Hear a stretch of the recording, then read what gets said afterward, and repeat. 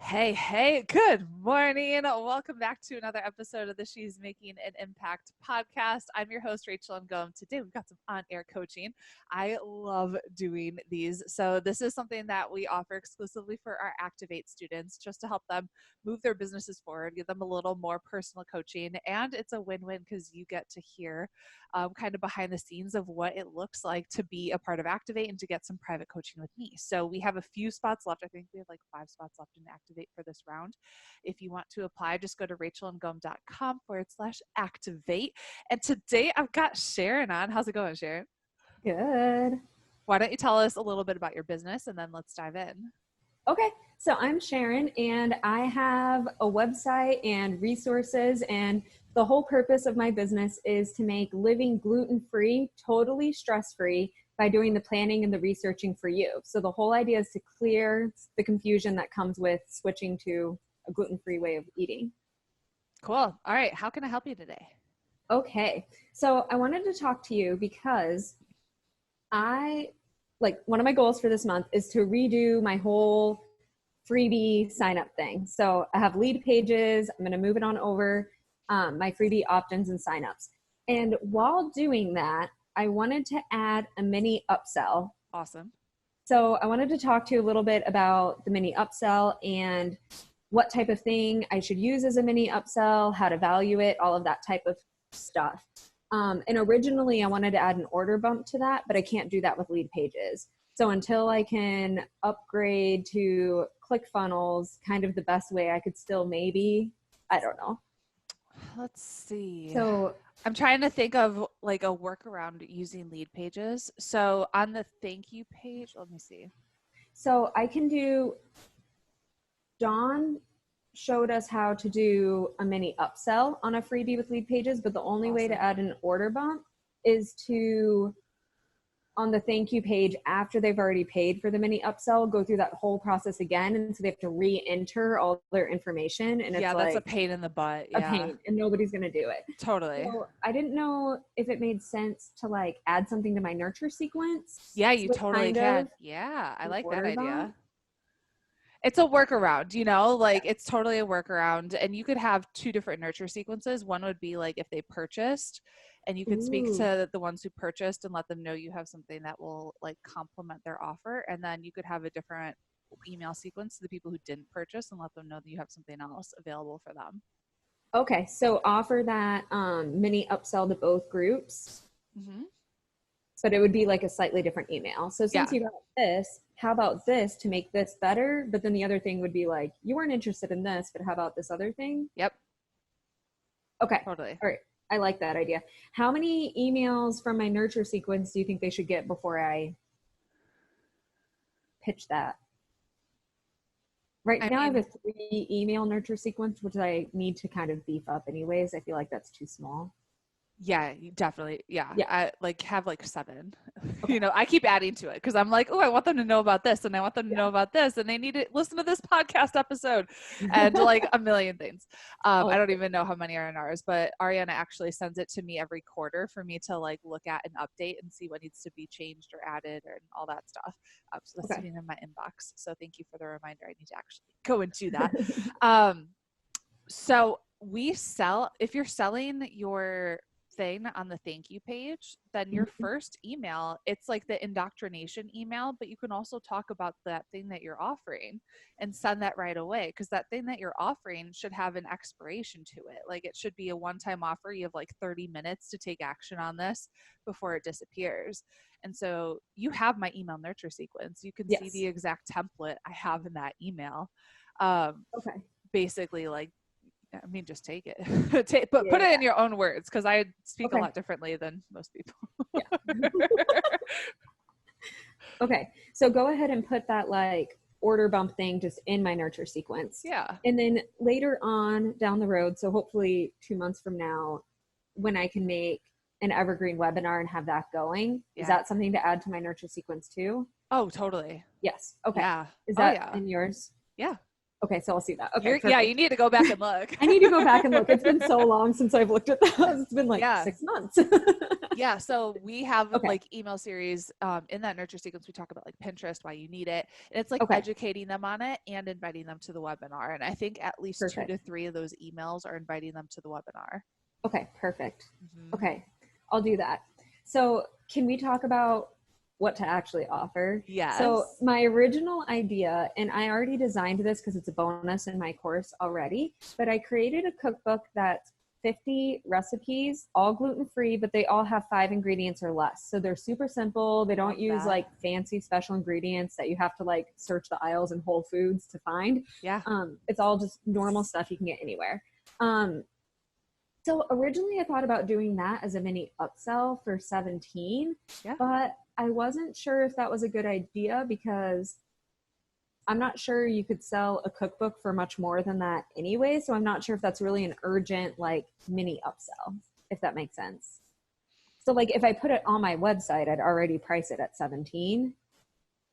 If you were to sell it on your website, I would sell it at like 47.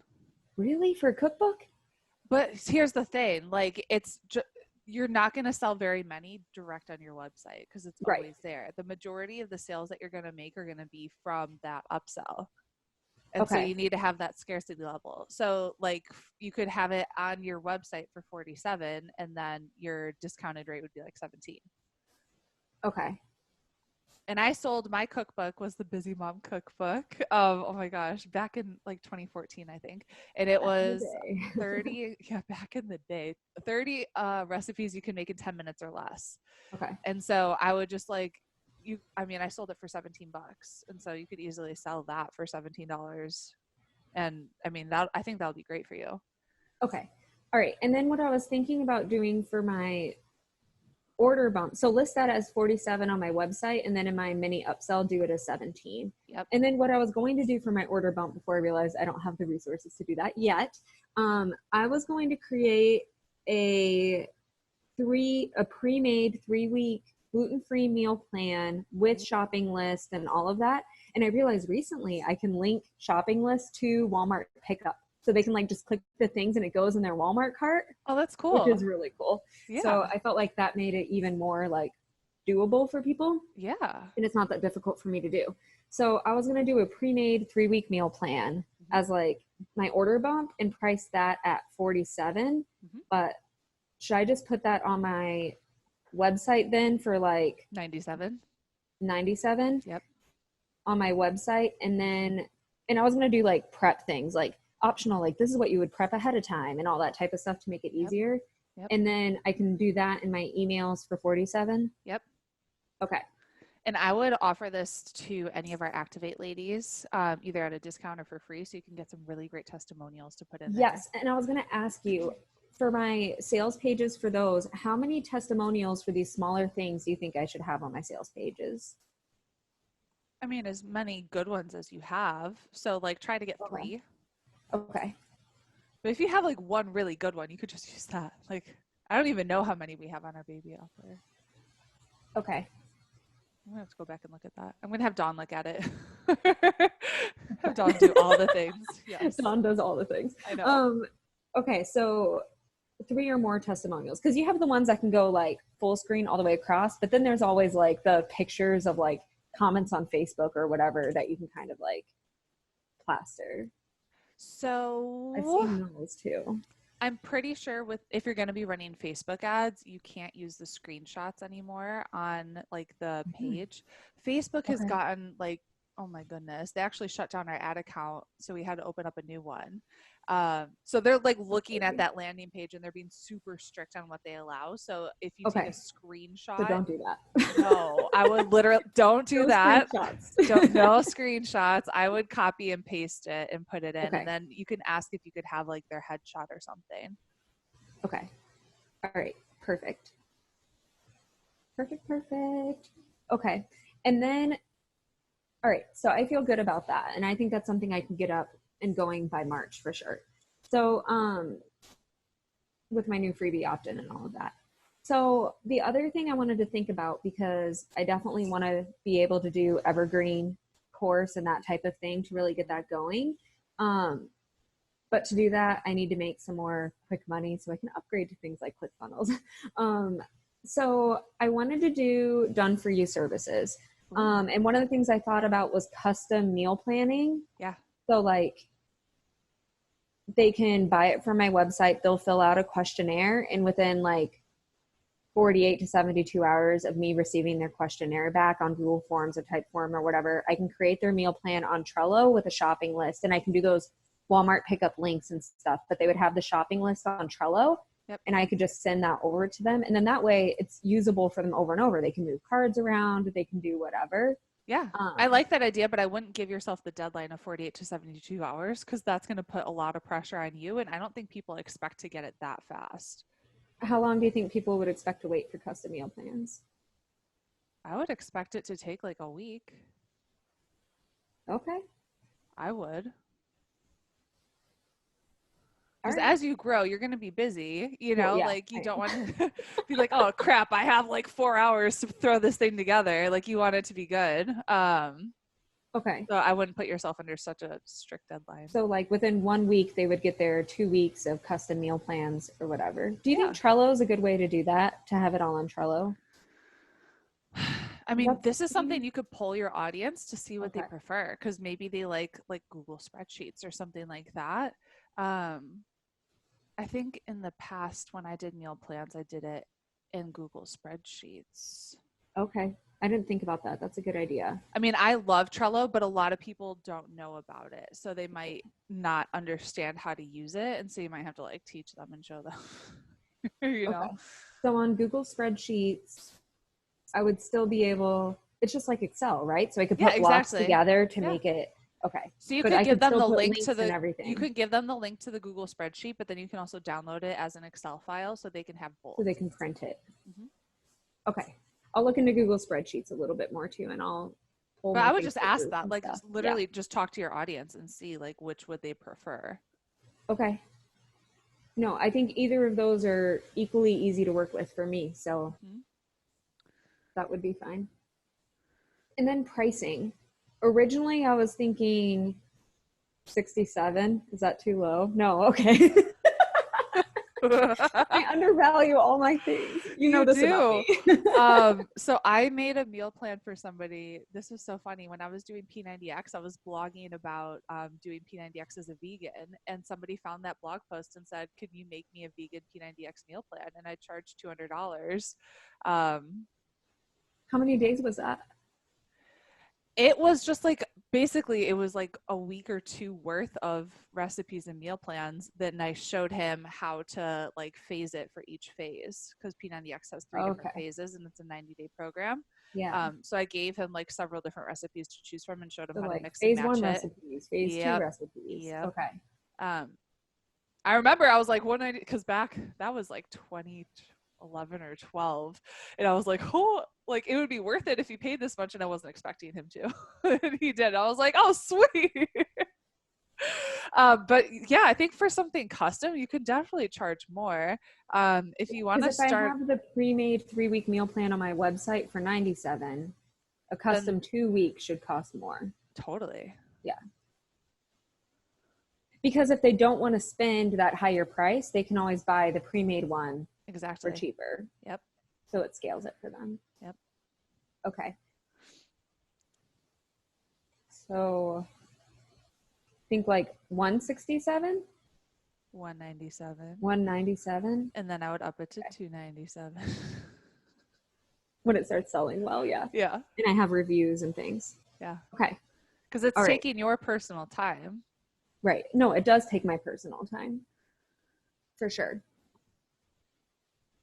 But one of the reasons why I think doing the custom meal plans will be really doable for me is I feel like people who already feel set in gluten-free eating, they'll see that as a value to them, where buying a whole course, not necessarily. Yeah. So they'll see those pre-made meal plans as a value, just as a time saver or whatever. For sure. And then it's something they can do over and over. Yeah. And you have like proper disclaimers and stuff like that. Like, have you worked with Sam to get disclaimers? Okay, good. Yeah, I have her ultimate bundle, so I read perfect. All the terms and conditions and disclaimers and stuff for all my things. Good. Okay. Yep. Okay. All right. Well, I will move forward on creating those things by March.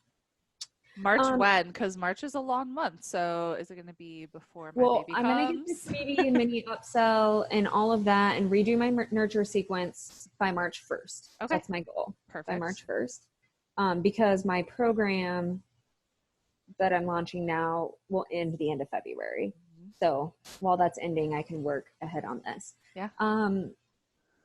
Well, I guess this is a question. If I'm going to launch something like custom meal plans, would I launch that? Or do I just like send out an email to everybody that there's a new thing? Like, should I have something that leads into that? Like do a 7-day challenge or something where I make a meal plan for them for us to all follow, like 7 days of gluten-free with no special ingredients or something, like Whole Foods or something. I mean, it'll be easier to sell it if you have a launch going into it. Yeah, that's what I'm wondering. Yeah.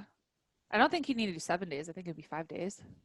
Or a 5-day. Yeah, but something like that. That's like, let's do this 5-day gluten-free eating plan.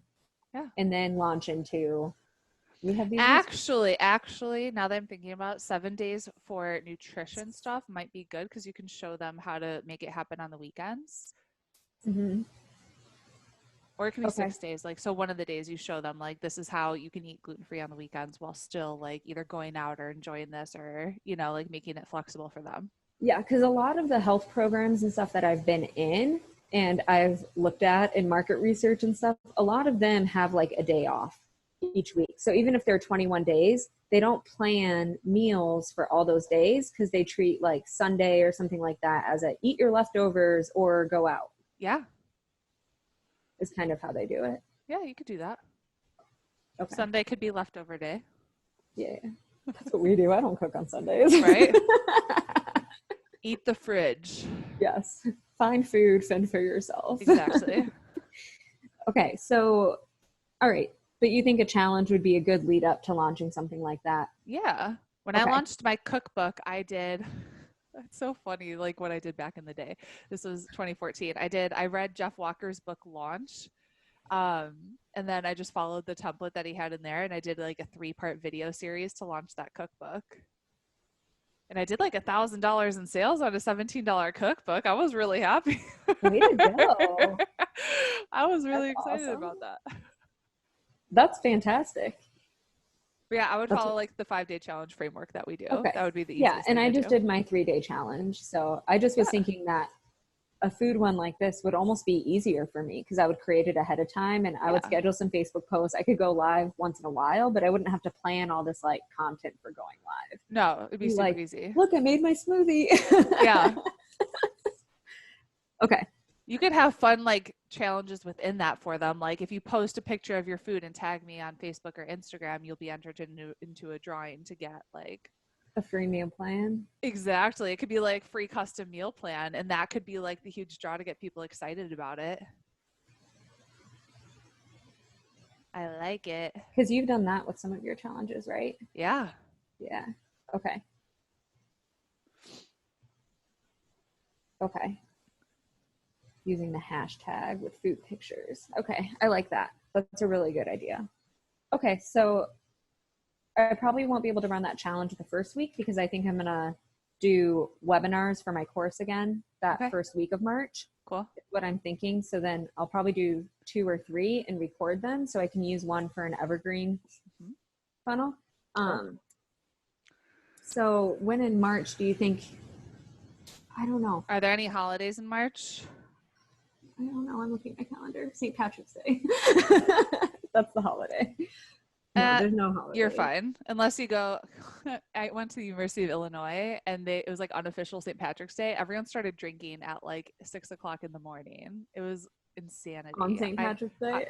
Yeah, it was like that Friday before. That was the only day I've gotten to an actual fight with somebody. I know.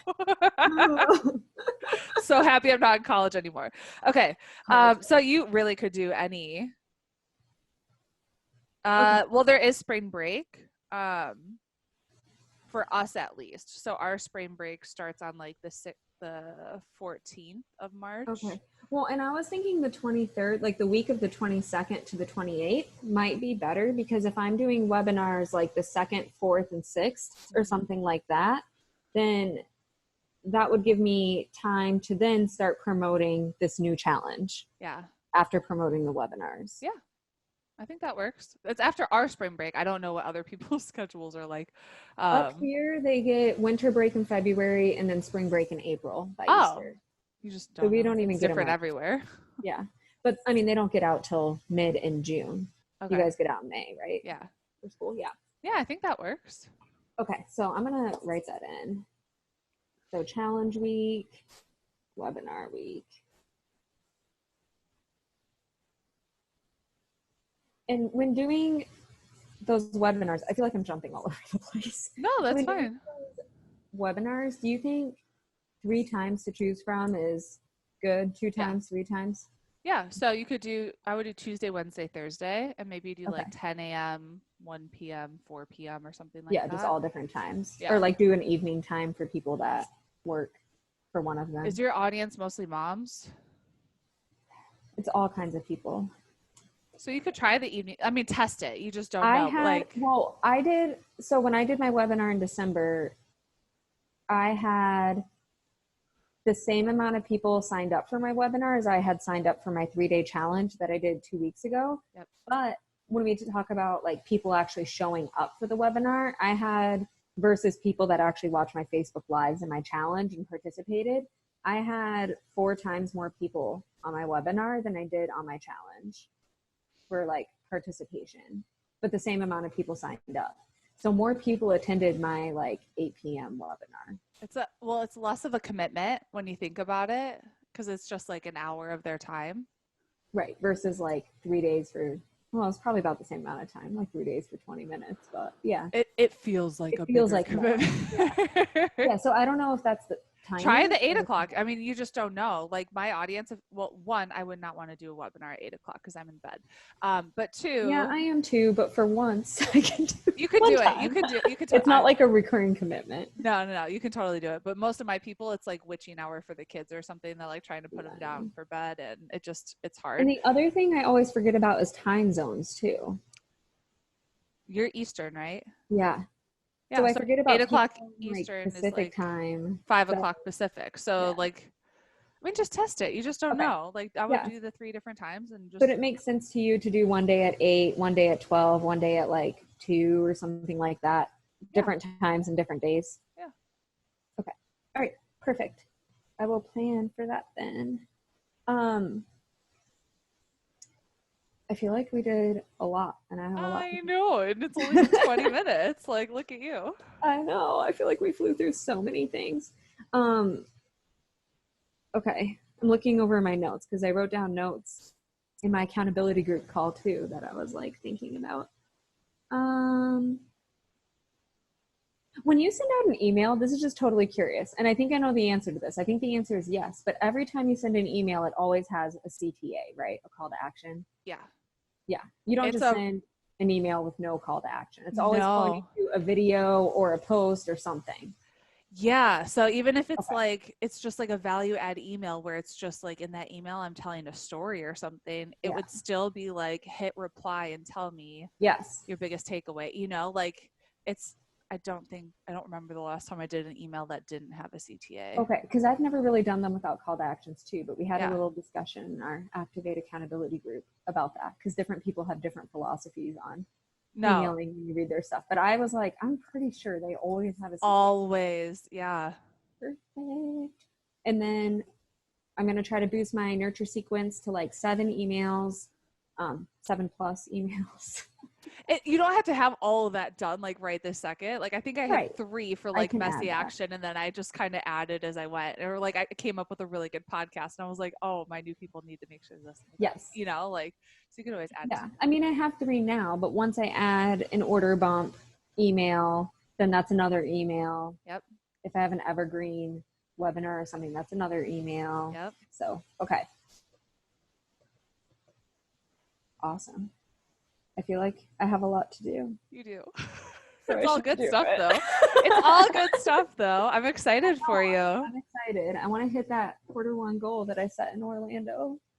When you have the cookbook is ready, can you send me the link so I can buy it? Because I want it. You do want it? Of course I do. Yes. I I will. eat mostly gluten-free in America. Like, I don't trust Yeah. the gluten here. It's ridiculous. In Yeah. France, I'm like, give me the baguette. This is awesome. And then America's no. Yeah, it's different. Yeah, in my research, I don't know. I've just found out so much information on the difference in agriculture and stuff, not just around the world, but like over time. Like Yeah. our wheat is just different than it was 100 years ago. Yeah. I think it was something like a couple hundred years ago, there were like thousands of strains of wheat. And now around the world today, we have like 16 or something It's crazy like crazy. that. That's And insane. then in America, I mean, you have like glyphosate and all that other stuff. And a lot of those Mm-hmm. chemicals are banned in Europe. So I know like one of my mentors, she had a gluten allergy and she would be like pregnant in America whenever she'd have gluten. And then she stopped eating it, went to Europe. We had our mastermind in Rome and she was eating all the pizza and like all the stuff and she was fine. And I'm like, see, I told you Yeah. Europe is And that's better. what's really interesting because working with like my group of people that are in my Facebook group and stuff, like a lot of them have celiac disease. So it doesn't matter where they live, they have to avoid gluten all the time. But then you have people who have like different autoimmune issues and they feel better when they avoid gluten, Yep. which is really common. You know, just a normal person's like, this bothers me. But I think it's really interesting. I wonder how much of it really is just like the processing. You wouldn't believe I have like 10 research ideas written down for when I get to my guided research thesis in my program. I'm like, oh, I want to research this. I know, right? It's going to be so cool. All the research ideas. But yeah, well, thank you. Where can we connect with you? Yeah, so I'm at thehelpfulgf.com and I'm on Facebook. I have a free Facebook group called Stress Free Gluten Free. So, and it's great. It's a supportive group. I feel like a lot of the gluten-free groups online, people are just like yelling at each other and I think better things than you think or something. I don't know. We're supportive. We're helpful. Do you have a freebie? Yes. So my freebie is a 5-recipe cookbook with 5 ingredients or less. So it's just kind of a mini version of the bigger cookbook that I created. So and where can we get that? That is at thehelpfulgf.com/freebies. Perfect. So just amazing. Well, I'm so excited for you and I can't wait to see what all this turns into. It's going to be amazing. And yes, I'm excited. You're crushing it. So keep it up. Awesome. Thank you so much. Yeah.